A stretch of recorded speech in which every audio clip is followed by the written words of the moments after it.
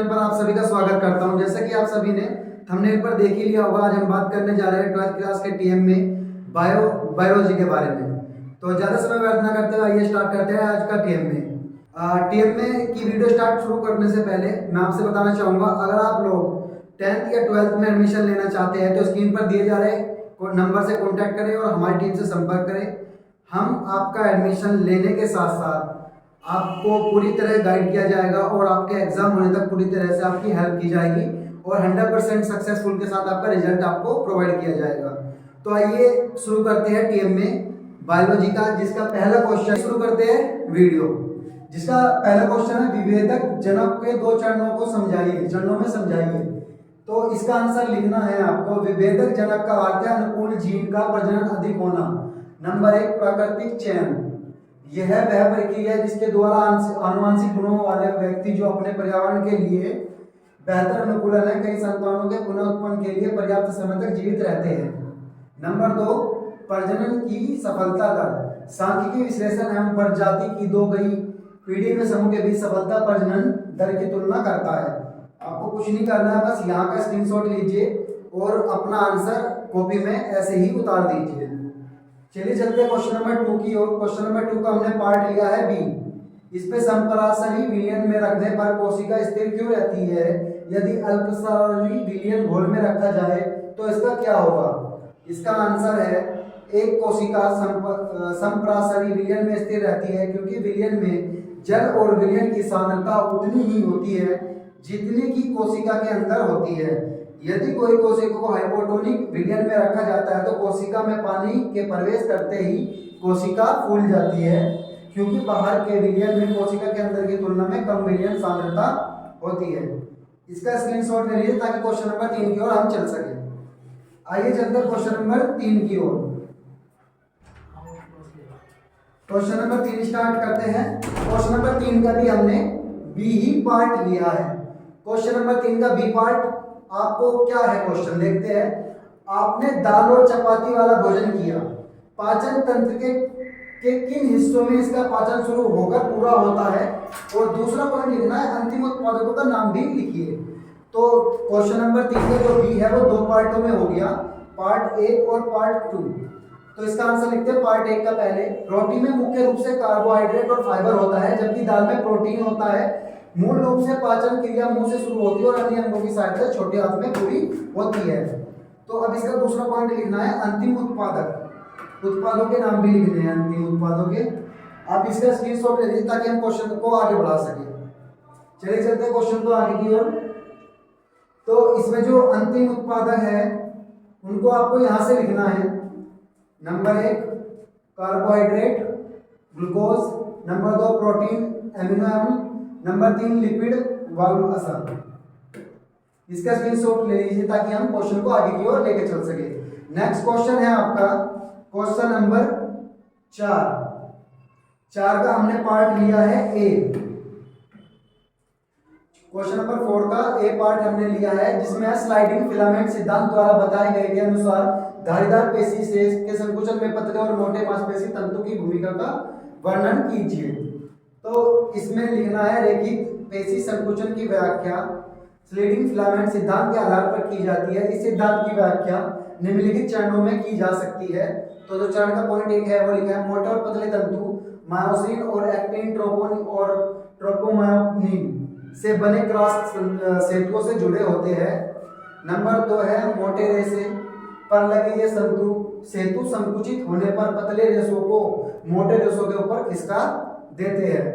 तीसरा पॉइंट है, ट्रोपोनिन से जुड़े और मोचन के लिए कैल्शियम और एटीपी की आवश्यकता होती है। नंबर 4 पॉइंट है, खिसकने के इस क्रिया के कारण दो रेखाएं परस्पर नजदीक आ जाती है और सर्कोमियर छोटा हो जाता है। 5वां पॉइंट है, सभी कर सर्कोमियर एक साथ छोटे हो जाते हैं, अतः पेशी भी संकुचित हो जाती है। 6 पॉइंट है इसका, प्रोसेतुओं के शिथिल होने पर पेशी भी शिथिल हो जाती है और सर्कोमियर अपनी यथापूर्व स्थिति में हो जाता है। यह आपका पॉइंट हो गया एक क्लियर। अब इसका बी पार्ट जो है, पौधों के सभी ऊतकों को नाइट्रोजन की आवश्यकता होती है। पौधों के सभी ऊतकों को नाइट्रोजन की आवश्यकता होती है। नाइट्रोजन सभी ऊतकों के लिए उपयोगी होते ही है। इसके अलावा विशेष रूप से विभेदक ऊतक के लिए उपयोगी है। नाइट्रोजन के कार्य अमीनो अम्ल, protein, nucleic acid, vitamin, hormone, coenzyme, ATP तथा पैनिन के संश्लेषण के लिए आवश्यक होता है। इस पूरे का क्वेश्चन का चौथे का आप स्क्रीनशॉट ले लें ताकि क्वेश्चन को हम पांचों को दिखा सकें। क्वेश्चन नंबर 5 की ओर चलते हैं। क्वेश्चन नंबर 5 है, 5वें का हमने पार्ट लिया है ए। इसमें क्वेश्चन क्या है, दिल्ली में तापमान सर्दियों में 5 डिग्री तक गिर जाता है और गर्मियों में 45 डिग्री सेल्सियस तक जा सकता है, लेकिन हमारे शरीर का तापमान 37 डिग्री सेल्सियस बना रहता है, इसे कैसे संभव बनाते हैं? तो इसका आंसर आपको लिखना है, यहाँ से स्टार्ट करना है। दिल्ली में तापमान और भी गिर जाता है और गर्मियों में 35 डिग्री सेल्सियस तक जा सकता है, लेकिन हाइपोथैलेमस के कारण हम हमारे शरीर का तापमान 37 डिग्री सेल्सियस रहता है। हमारे आंतरिक शरीर के तापमान को हाइपोथैलेमस द्वारा नियंत्रित किया जाता है। यह हमारे वर्तमान तापमान की जांच करता है और इसकी तुलना 37 डिग्री सेल्सियस से करता है। अगर हमारे शरीर का तापमान बहुत ज़्यादा है तो पसीने के तौर पर गर्मी को बाहर निकाल देता है, और दूसरी ओर अगर हमारा शरीर तापमान कम है तो हाइपोथैलेमस ये सुनिश्चित करता है कि शरीर में गर्मी उत्पन्न करे और बनाए रखे। तो इसका दूसरा पॉइंट लेके चलते हैं। क्वेश्चन नंबर 2 को भी 2 पॉइंट में डिवाइड करना है ना। ये पॉइंट नंबर 1 है, ये पॉइंट नंबर 2 है। एक या दो वाक्यों में उपरोक्त उदाहरण का उपयोग करते हुए साम्यावस्था की अवधारणा को परिभाषित कीजिए। इसका आंसर लिखना है,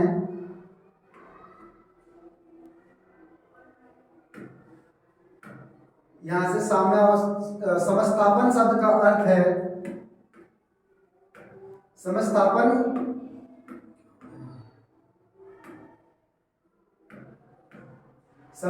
शब्द का अर्थ है साम्यावस्था या स्थिर अवस्था। समस्थापन प्रक्रिया या शरीर के भीतर होने वाली परिस्थितियों को संकरी सीमाओं के भीतर बनाए रखते हैं। संस्थापन हमारे शरीर के भीतर विविध आवश्यकताओं की पूर्ति के लिए काम करता है, और ऐसे ही एक आवश्यकता है तापमान का नियम की, जिसे ताप नियम कहते हैं। उदाहरण 1, शरीर का गर्म या ठंडा होना। सर्दी और गर्मी में हमारे शरीर के तापमान को मस्तिष्क द्वारा नियंत्रण किया जाता है, जिसे हाइपोथैलेमस कहा जाता है। इसे थर्मोरेगुलेटिंग कहा जाता है। यहां तक का स्क्रीनशॉट ले लीजिए ताकि क्वेश्चन को आगे की ओर बढ़ा सके।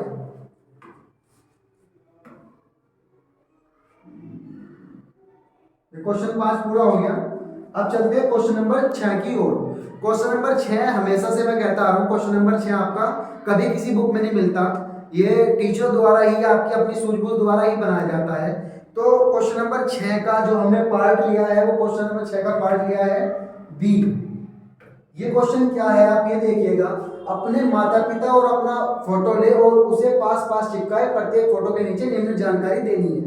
तो क्वेश्चन लिखना स्टार्ट करना है, चाहे बनाना आपको कैसे है। एक आपको अपने पिताजी का फोटो लेना है, एक अपनी माताजी का फोटो लेना है, और उनके ऊपर यहाँ पर अपने पिताजी का नाम और यहाँ पर अपना माताजी का नाम लिख देना है।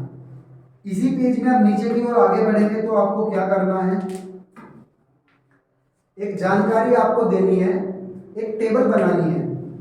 इस टेबल में क्या जानकारी आपको देनी है, आपको 3 जानकारी देनी है, वंशागत लक्षण, माता पिता भाई बहन कौन है, और आप स्वयं। ठीक है, तो 3 क्वेश्चन पेपर में है, आपके क्वेश्चन पेपर में भी होगी ये टेबल। क्या जीभ मोड़ सकते हैं? हाँ, मोड़ सकते हैं सभी आपके घर के सदस्य, या नहीं मोड़ सकते तो नहीं लिखना है। दूसरा पॉइंट है, क्या अंगूठा पीछे की ओर मोड़ सकते हैं? अगर कोई मोड़ सकता है तो वो हाँ लिख देगा, वरना नहीं, जैसे कि हमने लिख दिया है नहीं। तीसरा पॉइंट है कर्णपाली, कान की पाली, यानी कि ये जो कान की पाली होती है वो जुड़ी हुई है या नहीं जुड़ी हुई है। तो जिस कैंडिडेट की या जिस स्टूडेंट की जो स्थिति है वो अपनी स्टूडेंट की लिख सकते हैं, मुक्त है या मुक्त नहीं है, इस तरीके से करके। इस टेबल को कंप्लीट करने के बाद आप चलेंगे नेक्स्ट, मतलब इसी क्वेश्चन के नेक्स्ट पॉइंट की ओर। इससे पहले आप इसका स्क्रीनशॉट ले लीजिए ताकि क्वेश्चन को आगे की ओर लेकर चल सके। अब क्वेश्चन में नेक्स्ट क्या पूछा गया है, एक क्वेश्चन पूछा गया है, आनुवांशिकी क्या है, आनुवांशिकता से क्या तात्पर्य है। ये पॉइंट पूछे गए काफी इसमें। तो इस पॉइंट का आंसर हम लिखेंगे, आनुवांशिकी जीव विज्ञान की वह शाखा है जिसके अंतर्गत आनुवांशिकता तथा जीवों की विविधताओं का अध्ययन किया जाता है। माता पिता एवं अन्य पूर्वजों के गुणों का संतानों में अवतरित होना आनुवांशिकता कहलाती है। जीव विज्ञान में आनुवंशिकता का अध्ययन जेनेटिक्स के अंतर्गत किया जाता है। यह संतति में पैतृक लक्षणों के संरचन को आनुवंशिकता कहते हैं। अब इस क्वेश्चन का एक पॉइंट हो गया टेबल के बाद। अब दूसरे पॉइंट की ओर चलते हैं। दूसरा पॉइंट है वंशावली चार्ट बनाइए और आप में या आपके सहदारों यानी कि रिश्तेदारों में यदि कोई वंशागत आनुवंशिक लक्षण का अध्ययन किया है तो बताइए। ये आपका पेपर में भी है क्वेश्चन। इस पेपर को अब हम चलते हैं इसके आंसर की ओर। आपको एक ऐसा चार्ट बनाना है जिसमें आपको फोटो वगैरह लगाने होंगे। दादाजी, दादी माँ, पिता, माँ, भाई बहन या जिसका भी आपको आना है, कैसी नॉर्मल टेबल आपको अपने पेज पर बनानी है। इसके बाद क्वेश्चन आपका, इसके बाद आपको क्या करना है, टेबल के बाद आपको ये लाइनें लिखनी है क्योंकि उसने पूछा है आपसे। वंशावली चार्ट बनाने से हमें यह पता चलता है कि हमारे परिवार में कुछ वंशागत आनुवंशिक लक्षण है जो इस प्रकार है। नंबर 1, परिवार के सभी सदस्य पतले हैं। परिवार में सबके बाल काले हैं। नंबर 3, परिवार में सबकी आंखों का रंग काला है। नंबर 4, परिवार में सभी का अंगूठा पीछे की ओर नहीं मुड़ सकता। यहाँ तक करने के बाद आप इसका स्क्रीनशॉट ले लीजिए और जैसा हमने लिखा है सेम ऐसा अगर आप अपने टीएमए की फाइल में भी लिख देंगे तो भी आपको पूरे नंबर मिलने हैं। आप अपनी फाइल बनाइए, अपने एआई सेंटर पर जाकर या अपने डैशबोर्ड पोर्टल पर जाकर अपनी फाइल को 15 जनवरी से पहले सबमिट करा दीजिए या अपलोड कर दीजिएगा।